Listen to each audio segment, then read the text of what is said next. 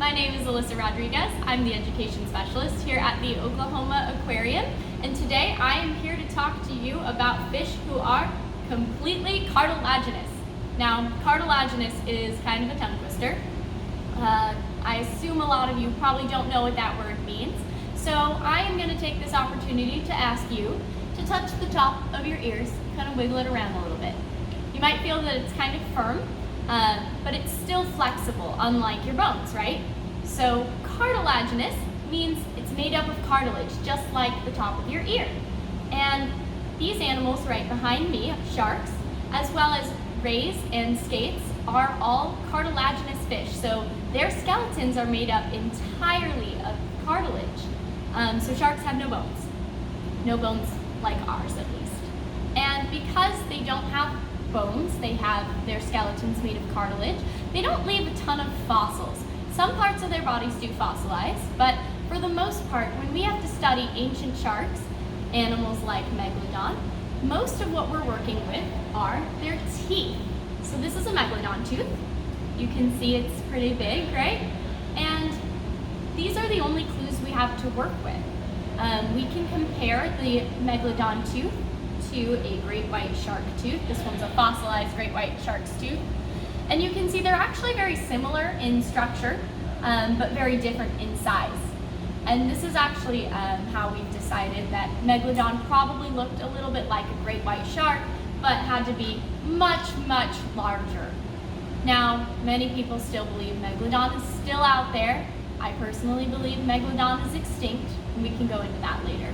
But megalodon is just one of very many ancient sharks, and sharks have been around for a really long time. They're very diverse in their shapes and sizes, and you can see this in their teeth.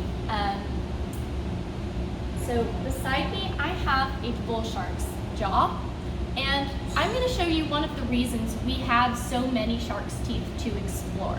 So sharks have several rows of teeth. You can see them right here. Bull shark has about 5 to 7, and these front teeth at the very edge of the jaw are the only ones that are functional, that are being used to eat their food.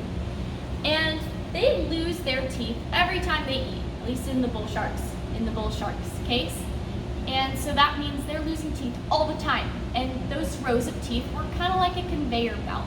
They're constantly growing new teeth, and the teeth in the row behind the functional set get pushed forward as they shed the teeth that they're no longer using.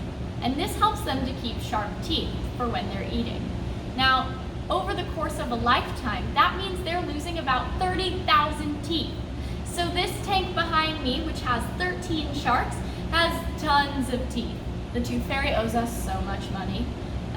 You can actually see the teeth all over the floor in this shark tank when you are here visiting in person. And one of the jobs that our biologists have here is actually to get in the tank and clean up these teeth when they're scrubbing all these windows clean. Now, the sharks that you're seeing behind me are very special. They are bull sharks. So we have the world's largest collection of bull sharks right behind me. There are 10 bull sharks in this tank, along with 3 nurse sharks, who are the lazy ones kind of chilling out at the bottom over there. So we're really fortunate to have the world's largest collection of bull sharks here, because bull sharks are a very unique type of shark. They are the only species of shark that is capable of swimming in both freshwater and saltwater. So that means that they are able to go from the ocean and enter into lakes and rivers. This also means they're in contact with humans a lot more often than other species of shark. In fact, Jaws was actually really supposed to be about a bull shark. So Jaws the movie is actually based on a book, and the book is based on a real life event that took place in a river. So that means it could really only be about one shark. So the bull shark is the one who is in our lakes and rivers, but they're also considered to be one of the world's most dangerous sharks for another really unique ability. They have the strongest bite force to body size ratio of any other shark species. That means if you were to have an equal sized great white, like if they were about 9 feet, let's say, and you had a 9 foot long bull shark, if you were to measure how strong that bite down would be, it would be the bull shark who bites down with more force. Now, in real life, our tiger sharks and our white sharks are oftentimes larger than a bull shark, so truthfully, they're biting down harder, but they are very unique for this reason. Now, given that, do you guys think that we put anybody in our shark tank? Maybe some of you guys watching at home already know the answer. Maybe some of you have already participated in our yearly competition for who swims with the bull sharks. One lucky member of the public gets to do it every year. But every 6 weeks here at the aquarium, we actually do have staff who get in this bull shark tank and they swim with our sharks. Like I mentioned, they have to get in here and they have to clean up all those teeth at the bottom and scrub these windows clean. When they do, they wear a body armor of chainmail, which is kind of this metal mesh material. Put on a glove so you guys can all see. And this is to help keep them protected. But in about 20 years of this regular diving with bull sharks, no one has ever had an incident. Our bull sharks can see very clearly in this tank. They can see those people, and there's never been any kind of aggression or incident with our people. In the wild, when bull sharks are looking for food, they hunt from the bottom up, so they're looking up.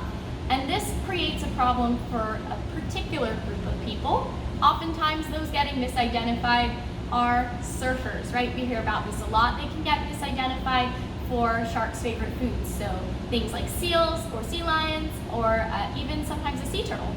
And so sharks are not mostly relying on their vision when they're hunting. They rely on a combination of their senses. And they actually have a sense that you and I do not have.